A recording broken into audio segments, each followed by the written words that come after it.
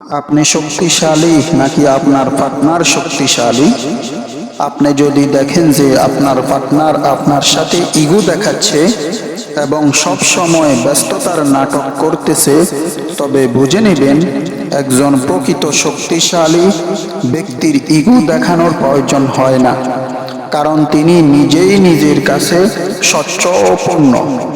আপনার পার্টনার যদি অহেতুক ইগো দেখায় বা নিজেকে দামি প্রমাণের জন্য ব্যস্ততার নাটক করে, তবে বুঝে নেবেন সেই মানসিকভাবে আপনার চেয়ে দুর্বল। একজন প্রকৃত শক্তিশালী মানুষ কখনোই ব্যস্ততার নাটক করেন না। যার কোনো সম্মান বা আত্মমর্যাদা নেই, সেই ইগো দেখিয়ে বা ব্যস্ততার নাটক করে নিজেকে দামি বানানোর সস্তা পথ অবলম্বন করে।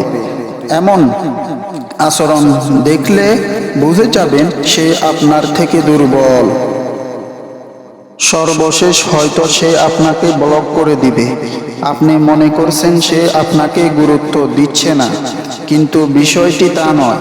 যে আপনাকে ব্লক করে সেই মূলত তারাই যাদের আপনি সবচাইতে বেশি গুরুত্ব দিয়েছেন, কিন্তু সে আপনার সাথে সরাসরি মোকাবেলা করতে পারতেছে না।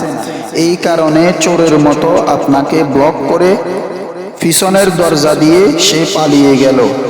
চোর যেমন পিছনের দরজা দিয়ে পালায়, সেও তেমনি পালিয়েছে।